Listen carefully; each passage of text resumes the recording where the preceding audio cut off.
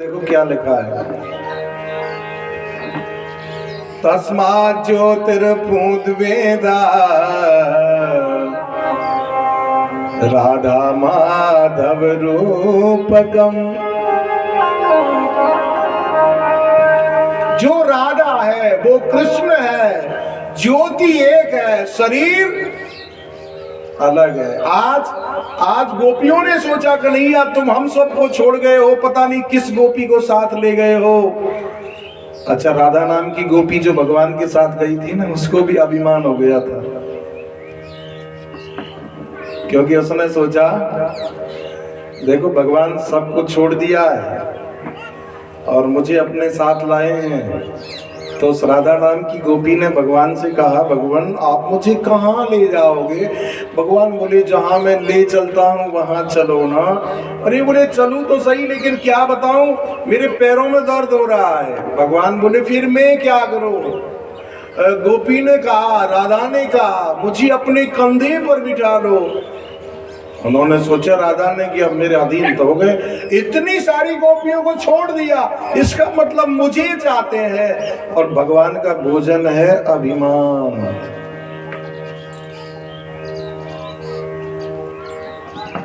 जिस किसी को भी अभिमान हो गया ना, किसी भी चीज का अभिमान हो गया, उस अभिमान को परमात्मा जरूर मिटाते हैं।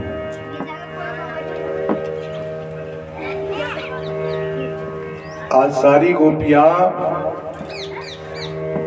उन चरण चिन्हों के सहारे आ रही हैं। इधर राधा जी ने भगवान से कहा कि तुम मुझे कहाँ ले जाओगे, मैं तो परेशान हो गई हूँ, मेरे पैरों में दर्द हो रहा है, क्या करूँ, मुझे अपने कंधे पर बिठा लो।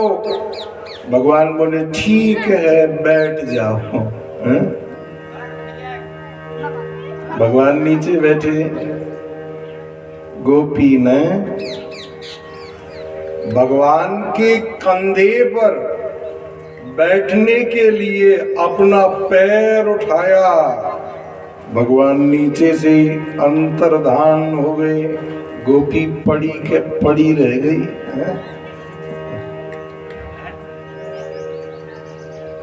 सारी गोपियां जब उन चरण चिन्हों के सहारे आई, गोपियों ने उस राधा नाम की गोपी से पूछा, तू क्यों पड़ी है? बोले, क्या बताऊं सखियों, तुम सबको छोड़कर भगवान मुझको साथ लाए थे, लेकिन वो पता नहीं कहाँ उड़ गए। कैसे उड़ गए? मैंने कहा कंधे पर बिठा लो, सो पता नहीं कहाँ गायब हो गए। चलो तुम भी चलो हमारे साथ, हम तुम मिलकर भगवान को ढूंढेंगी। आज सारी गोपियां राधा जी के साथ जमुना के किनारे आई और गोपी गीत गाने लगी। भगवान को बुलाने का गीत है भागवत में। हाँ देखो, भागवत में 5 गीत हैं, 5, क्योंकि मैं आपको वही बता रहा हूं जो भागवत में जो ओरिजिनल चीज है उसी का गान कर रहा हूं, बनावटी बात कुछ नहीं है। देखो, पहला गीत है भागवत में कि प्रणय गीत, प्रेम की याचना करती हैं गोपियां भगवान से इस गीत में कि भगवान हमारा निष्काम प्रेम है, हमें अपना लो। दूसरा गीत है वेणु गीत। वेणु गीत में गोपियां भगवान की बांसुरी की बड़ाई करती हैं।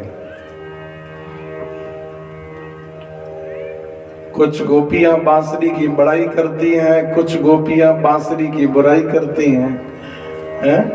वेणु गीत में कुछ गोपियां कहती हैं, देखिए बांसुरी सौत कितनी बुरी है? इसको हमेशा भगवान अपने पास रखते हैं। कुछ गोपियां बांसुरी को सौत मानती हैं, सौत है? अब वो पहले के राजा महाराजाओं वाली बात अलग है, वो तो मैं आजकल की बात बता रहा हूँ। अब वो पहले के राजा महाराजाओं, उनके तो कोई के 2 पत्नियां थी, किसी के 4 थी, किसी के 5 थी। अब ऐसा नहीं है। एक सेठ जी के 2 पत्नियां थी, सेठ के। अब की बात बता रहा हूँ थोड़ी सी। अब सेठ जी जब दुकान से आते ना, एक पत्नी कहती मेरे लिए तुम ये सामान क्यों नहीं लाए, दूसरी कहती ये क्यों नहीं लाए। अब एक हाथ पकड़ के खींचती है, एक पैर पकड़ के खींचती है। और उसी रात्रि को उस सेठ के घर में एक चोर घुस गया। अब चोर घुसा तो चोरी करने, लेकिन बिना पैसे का तमाशा देखने लगा। उसको हंसी आ गई जोर से, चोर है फांसे हंसी। सेठ जी ने चोर को पकड़ लिया, कहा कि ऐसा दंड देंगे, ऐसा दंड देंगे, जिंदगी में चोरी करना छोड़ दोगे, दूसरों के घर में घुसते हो। उसको पुलिस में थाने में ले गए। पुलिस वालों ने कहा सज्जन लोगों के घर में घुसकर चोरी करते हो, शर्म नहीं आती, ऐसा दंड देंगे, ऐसा दंड देंगे। चोर बोला पुलिस वालों चाहे कैसा भी दंड देना, लेकिन इन सेठ जी को जो मिला है ना 2 पत्नी वाला, वो कतई मत देना है।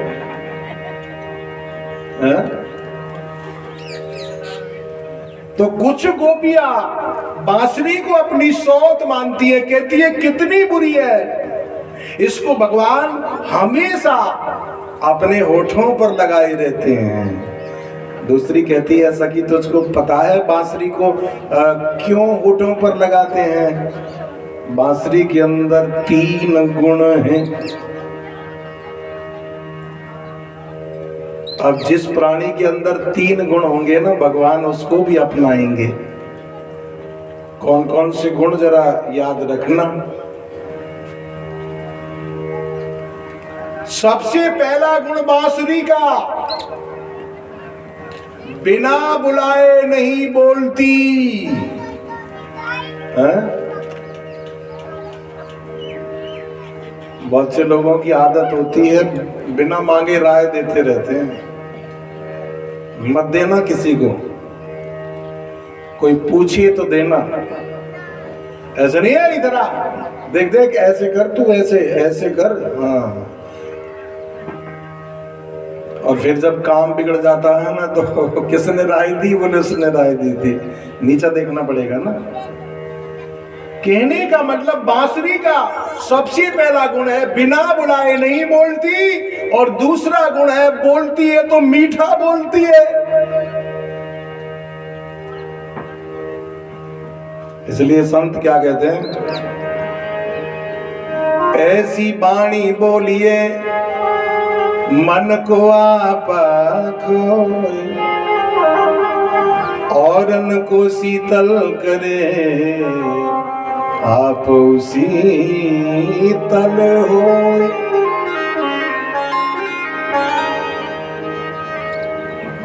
बोलो तो मीठा बोलो, नहीं मत बोलो। आपको पता है वाणी में रस है, वाणी में विष है। अरे द्रौपदी ने दुर्योधन से एक ही शब्द कहा था, अंधे के अंधे पैदा होते। पता है कितने लोग मरे, कितना बड़ा महाभारत हुआ। वाणी में रस है।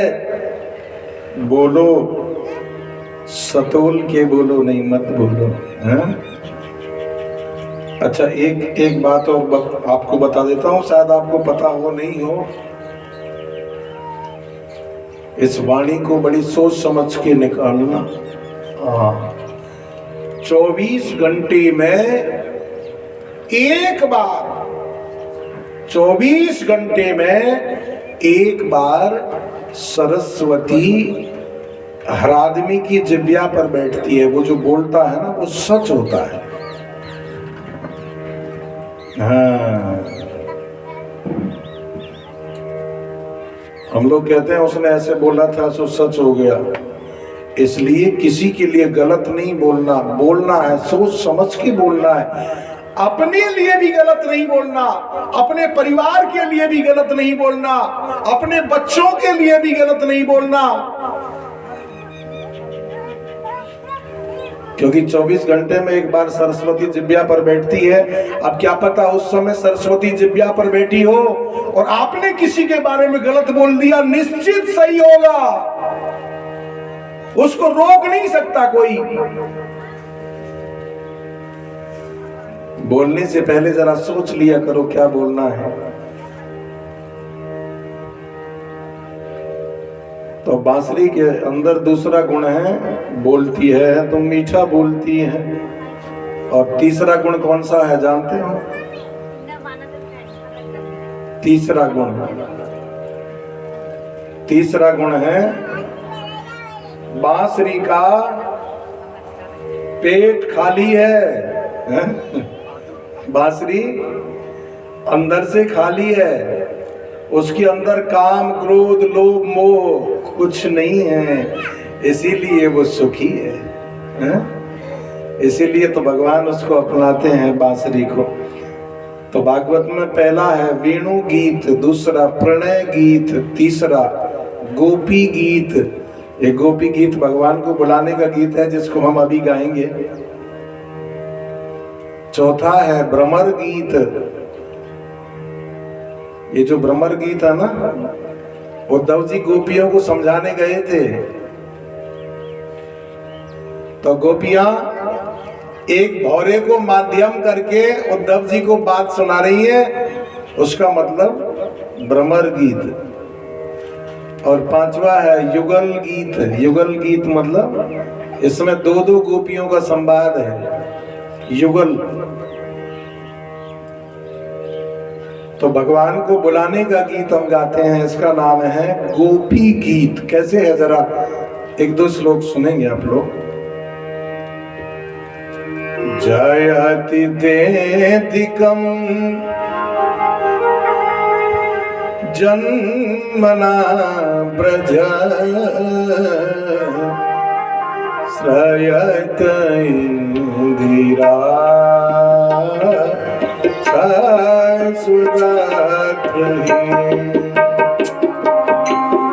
यति दृश्यता देक्षुतावका त्वयि स्वाम विचुम्बते विषजराप्यया व्याल राक्षसा वर्षमारुता वैद्युतानला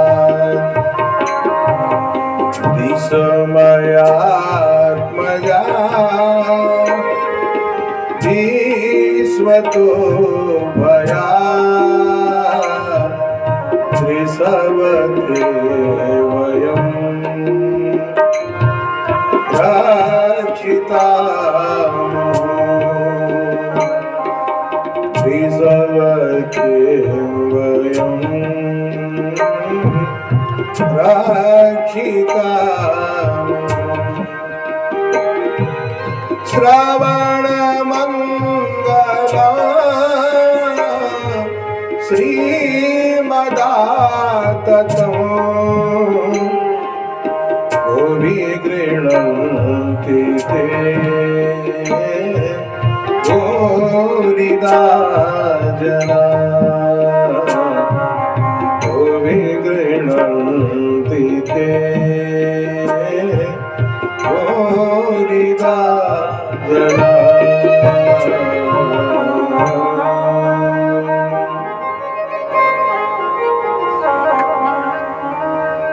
ये संस्कृत का गीत है, गोपी गीत। हिंदी में समझो इसको। आज गोपियां कहती हैं जयति तेधिकम जन्मना ब्रजा।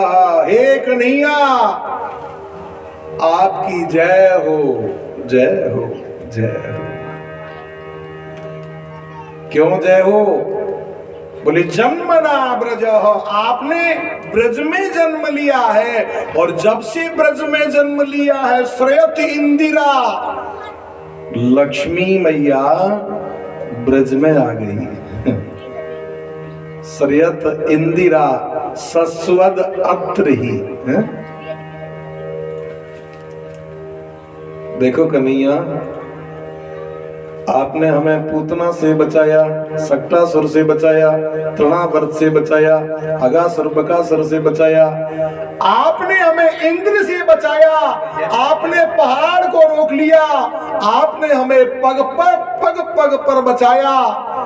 लेकिन अब आप दर्शन नहीं देते, इसका मतलब हमको विरह अग्नि में तड़फा तड़फा कर मारना चाहते हो कि नहीं यार? हमने सुना है तब कथामृतम तप्त जीवनम कवि विरीडितम कलमसापहम।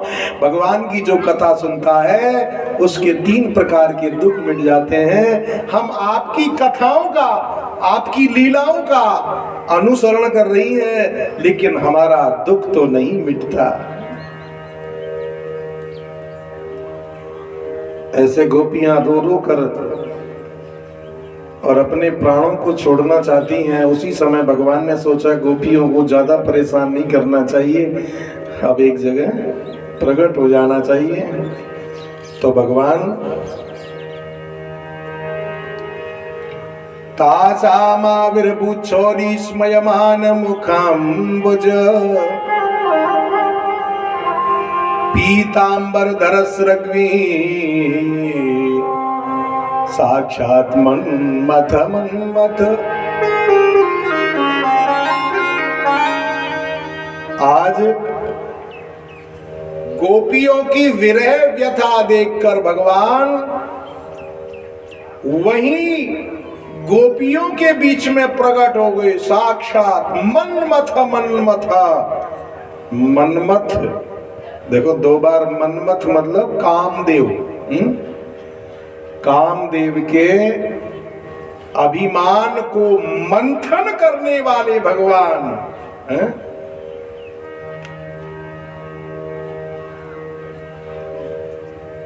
ये रासलीला की, ये लीला भगवान ने रासलीला क्यों की? कामदेव के अभिमान को नष्ट करने के लिए। क्यों? क्योंकि एक बार कामदेव को अभिमान हो गया। कामदेव ने सोचा भोले बाबा ने मुझे समाधि में भस्म कर दिया, कोई बात नहीं, लेकिन मुझे हजारों स्त्रियों के साथ रहकर मुझे कोई जीते तब जानूं।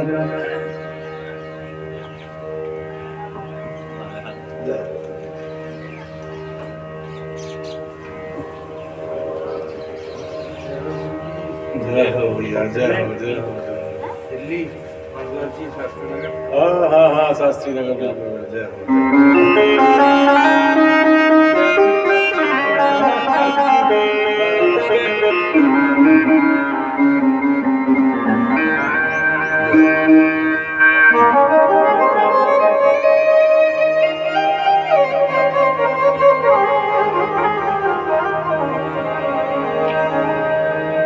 तासामाविर्भूच्छोरीस्मयमान मुखाम्बुज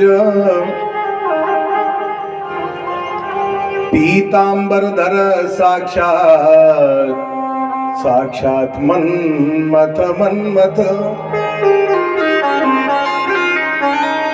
आज पीतांबरधारी कृष्ण गोपियों के बीच में प्रकट हुए।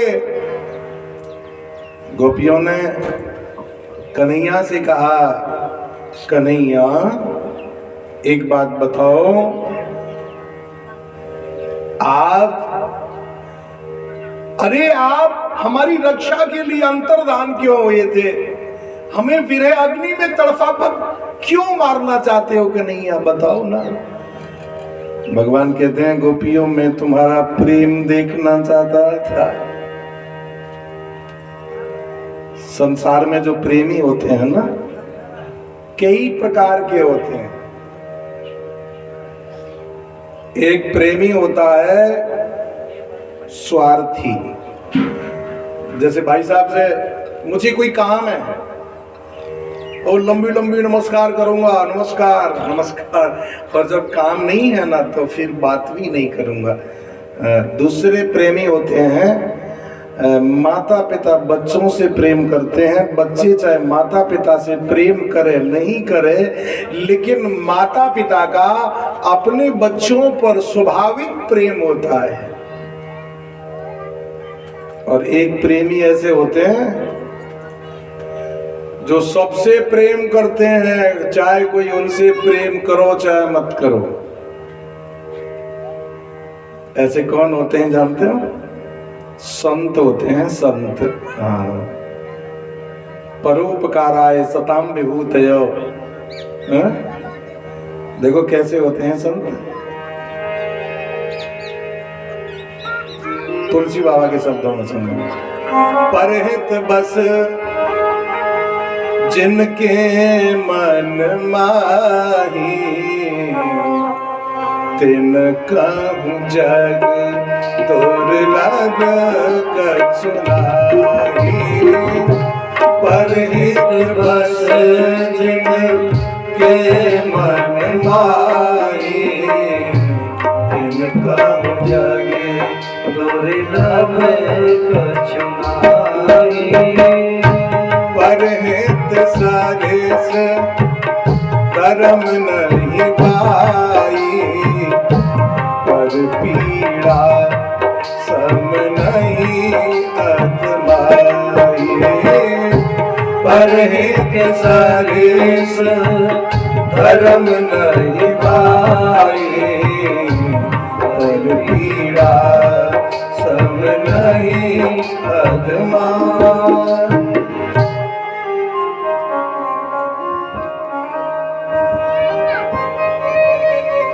भगवान कहते हैं कि अंतर्धान होकर मैंने तुम्हारा प्रेम देख लिया है, तुम्हारा सच्चा प्रेम है गोपियों।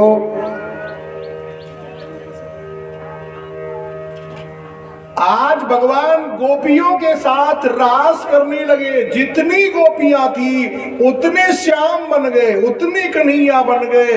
और जमुना के किनारे पर कैसा रास हुआ?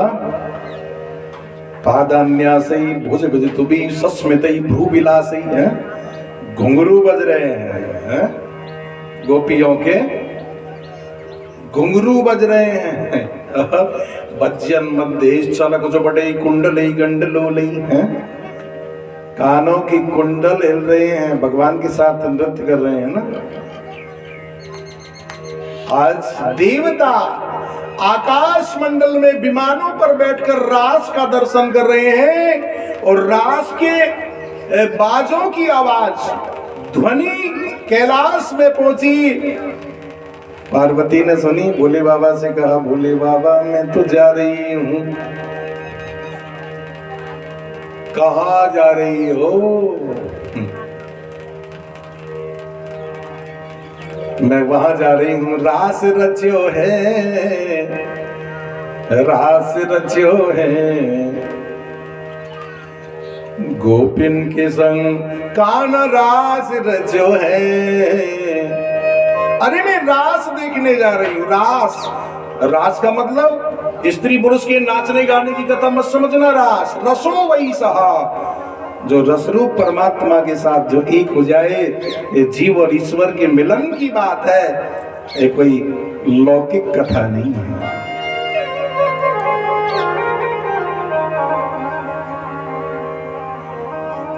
बोले बाबा बोले, रास में कौन कौन नाच रहे हैं? अरे भगवान नाच रहे हैं और गोपिया।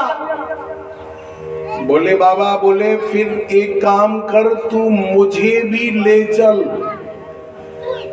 पार्वती बोली, वहां पुरुष नहीं जा सकता, है?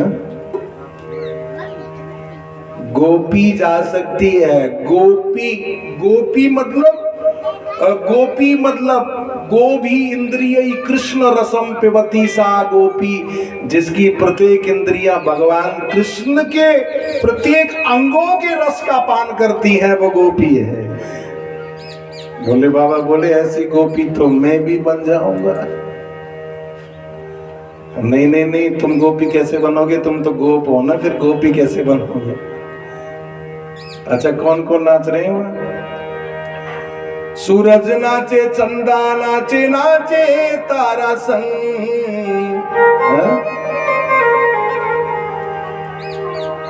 सूरज नाचे, चंदा नाचे, नाचे तारा संग। और मन मेरो बन गयो सखीरी पावन वृंदावन। रास रच्यो है, रास रच्यो है, राधा के संग कान्हा रास रच्यो है।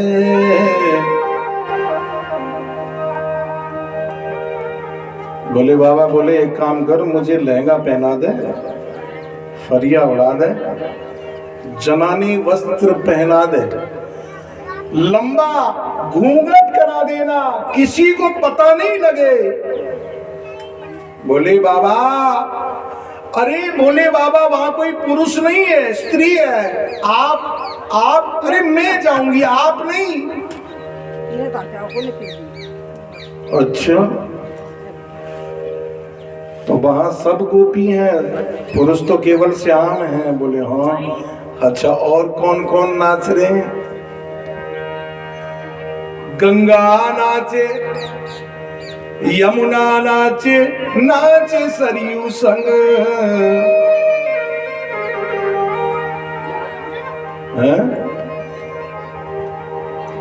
बताओ कौन कौन नाच रही है? ध्यान ध्यान रखना कहीं, हाँ चूक मत जाना तुम भी ताल। नहीं नहीं, यार नाचने से मतलब ये नहीं है तुम कोई खड़ी होके नाच रहे हो। अरे तुम्हारा मन नाच रहा है, मन, और उस मन को एकाग्र रखना। हाँ, ताल चूक गई ना, कथा चूक गई ना, तो फिर तुम्हारा ये आना जाना सब बेकार हो जाएगा। हाँ, फिर जब जाओगी ना घर तो पति पूछेगा आज तुम कथा सुनने गई थी, क्या सुना था? बोले ये पता नहीं। वो जो पड़ोसी है ना, सहेली बहुत दिन में मिली, सो मैं तो उसी से बात में लगी रही, क्या करें। कौन कौन नाचे? गंगा नाचे, यमुना नाचे, नाचे सरयू संग, क्योंकि मन में रो बन गयो सकीरी पावन वृंदावन, रास रच्यो है, रास रच्यो है। बोली बाबा, बोले अरे मुझे स्त्री बना दो, मैं कह रहा हूं ना, लहंगा पहना दो, फरिया उड़ा दो, जनानी वस्त्र पहना दो और लंबा घूंघट करा दो, पता नहीं लगे किसी को है। बोले बाबा को लहंगा पहना दिया, फरिया उड़ा दी, लंबा घूंघट करा दिया, और आगे आगे पार्वती पीछे पीछे। बोले बाबा रास में पहुंचे, वहां देखा सब नाच रहे हैं, सब खुले मुख नाच रहे हैं। आज कन्हैया ने देखा एक गोपी लंबा घूंघट करके खड़ी है। बोले बाबा ने पार्वती से पूछा तेरे साथ जो गोपी है वो कौन है? पार्वती बोली मेरी सहेली है। अच्छा सहेली है, हाँ, तो ये जो सहेली है ना, ये लंबा घूंघट करके क्यों खड़ी है? वो पार्वती ने कहा कि वो अभी नई नई आई है ना, इसलिए। हाँ, शर्म लगती है। अच्छा ठीक है, वो भगवान तो समझ गए गोपी नहीं गोप है। हाँ। और वहां जैसे ही रास होने लगा, अरे सब नाचने लगे। भोले बाबा के भी नाचने की मन में आई। ब्रह्मा नाचे, ब्रह्मा नाचे, शंकर नाचे, नाचे नंदी संग। भोले बाबा तो एक ही नाच जानते थे, तांडव नृत्य। और तांडव नृत्य होने लगा, हाथ पैर फेंकने लगे, कहीं लहंगा जा रहा है, कहीं फरिया जा रही है। अरे भोलेनाथ, आज से तेरा नाम गोपेश्वर महादेव है। बोलिए गोपेश्वर महादेव की। अब तो संख्या कम है इसलिए आवाज थोड़ी कम आ रही है, क्या बात है? बोलिए गोपेश्वर महादेव। हर हर हर हर।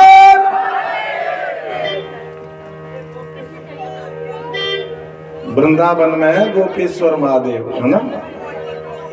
अब आप सोचना, अब आप विचार करना, ये दुनियादारी की कथा होती तो भोले बाबा नहीं नाचते। ये संसार की कथा होती, स्त्री पुरुष के मिलन की बात होती, भोलेनाथ नहीं नाचते हैं। ये तो कामदेव के अभिमान को नष्ट करने के लिए भगवान ने ये लीला रची थी। और देखिए ये गोपियां है ना, ये कोई और नहीं है। हाँ, गर्ग संगीता के अनुसार चंद्रमा की 16 कला 16,000 गोपी बन के आई। हाँ, गर्ग संगीता के अनुसार बता रहा हूं। राम के जमाने में जो ऋषि मुनि वन में जो तपस्या कर रहे थे, भगवान के रूप को देखकर वो भी मोहनी रूप को प्राप्त हो गए, भगवान पर मोहित हो गए। और भगवान ने जब रास किया तो वो भी गोपी बन के आ गए। ये सब भगत और भगवान की कथा है? दुनियादारी की कथा नहीं है। अगर दुनियादारी की कथा होती ना, एक विचार करना, अगर किसी गांव से सारी गोपियां या माताएं जंगल में चली जाएं, गांव वाले क्या करेंगे?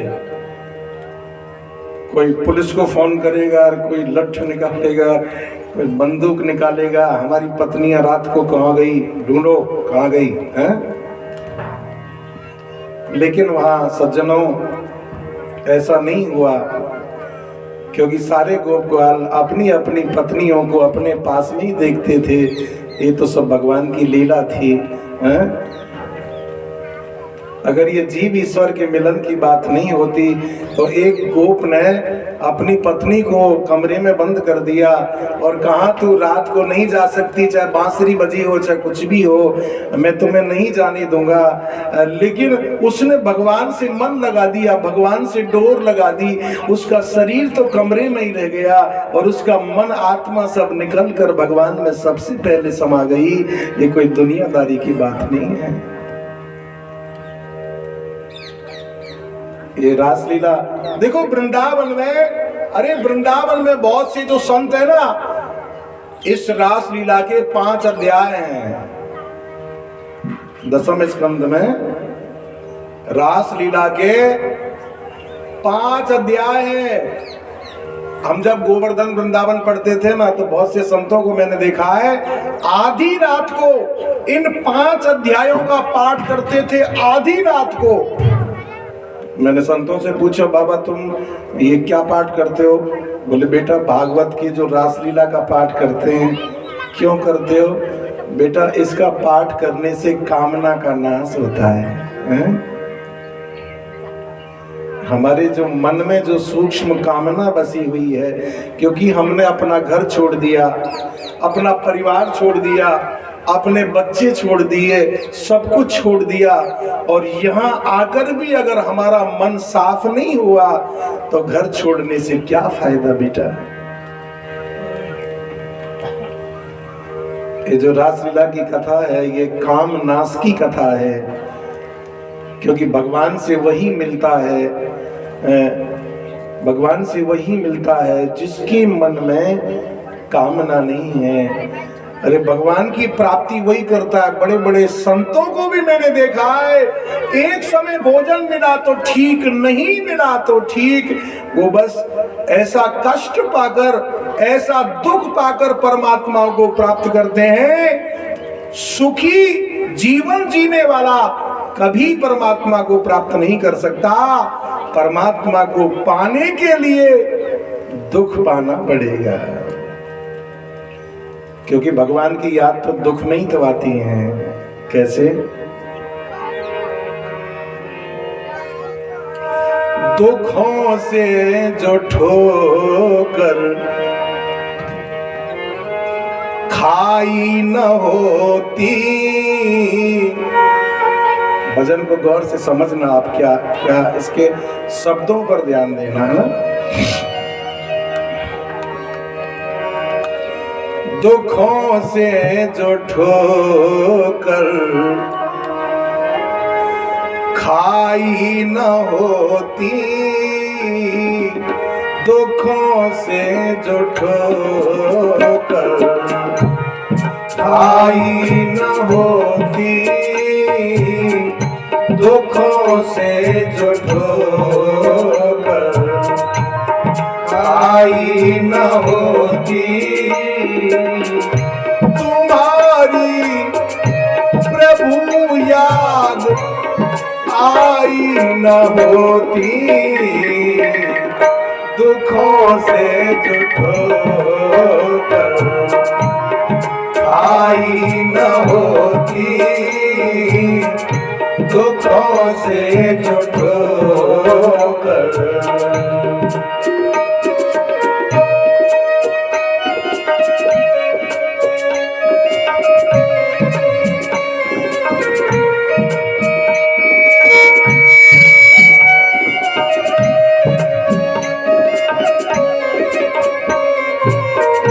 अगर परमात्मा दुख नहीं दे तो हम समझे नहीं सुख क्या होता है। इसलिए दुख में भगवान की याद करो, दुख में परेशान होने की जरूरत नहीं है। दुख में ज्यादा से ज्यादा भजन करो, दुख में ज्यादा से ज्यादा परमात्मा की याद करो, एक दिन सुख जरूर आएगा। कभी जिंदगी आंखें न खुलती, कभी जिंदगी में ये आंखें न खुलती, कभी जिंदगी में ये आंखें न खुलती, कभी जिंदगी में ये आंखें न खुलती।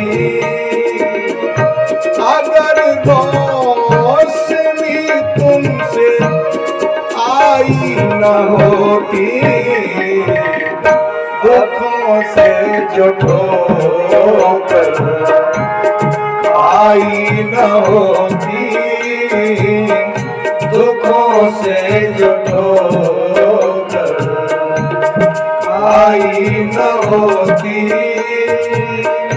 तुम्हारी प्रभु याद आई न होती, दुखों से जो ठोकर आई न होती, दुखों से जो ठोकर।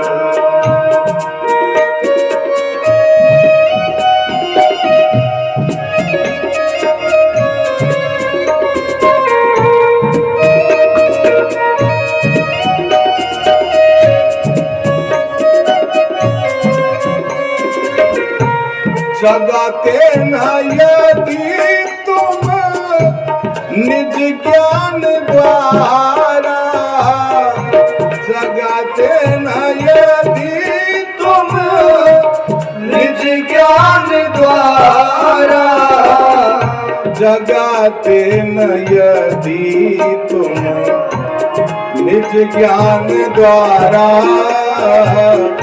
जगाते न यदि तुम निज ज्ञान द्वारा, कभी हमसे कोई भलाई न होती, दुखों से जो ठोकर आई न होती, दुखों से जो ठोकर आई न होती, तुम्हारी प्रभु याद आई न होती, दुखों से जो ठोकर आई न होती, दुखों से जो ठोकर।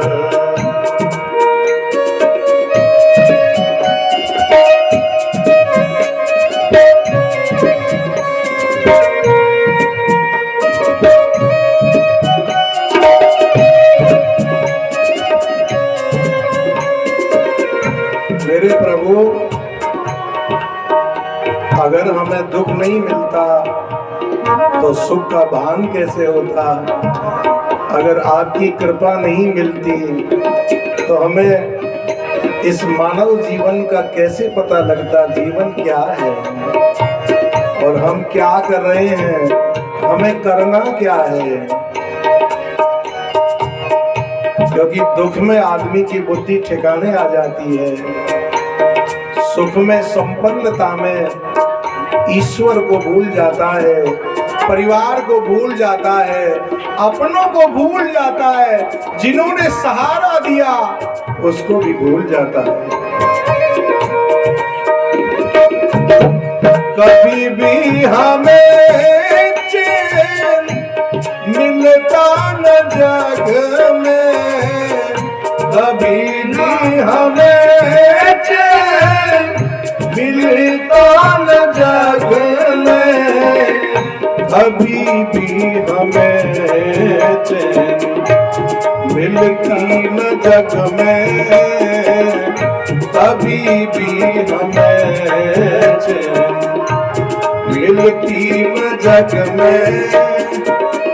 तुम्ही ने जो चिंता मिटाई न होती, दुखों से जो ठोकर आई न होती, दुखों से जो ठोकर खाई न होती, तुम्हारी प्रभु याद आई न होती, दुखों से जो ठोकर आई न होती, दुखों से जो ठोकर।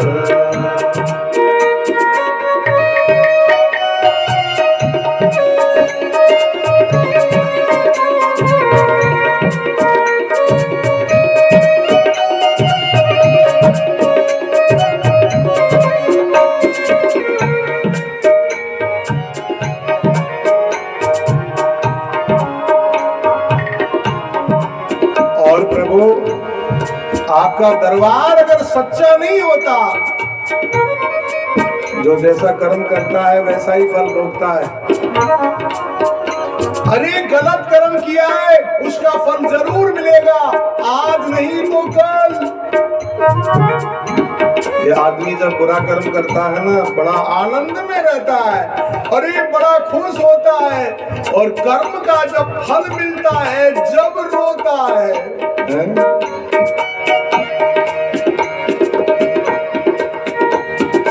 लेकिन परमात्मा छोटी छोटी बातों पर ध्यान नहीं देते हैं।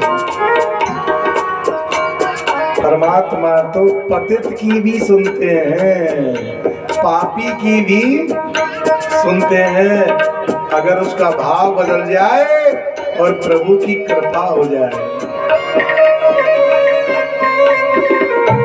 पथिक से पतित की भला कौन सुनता, पथिक से पतित की भला कौन सुनता, पथिक से पतित की भला कौन सुनता, पथिक से पतित की भला कौन सुनता।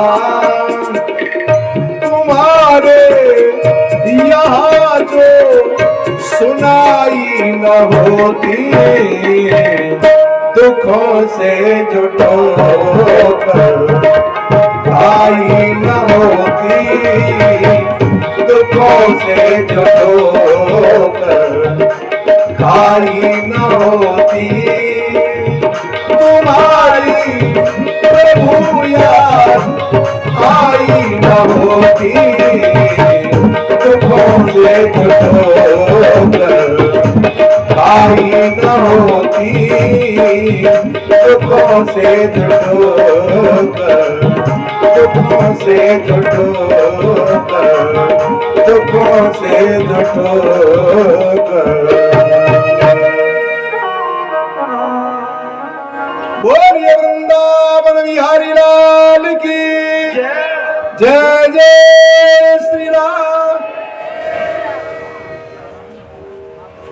अब विश्राम के बाद जो कथा सुनाएंगे, कौन कौन सी कथा सुनाएंगे ध्यान से सुनना। भगवान मथुरा जाएंगे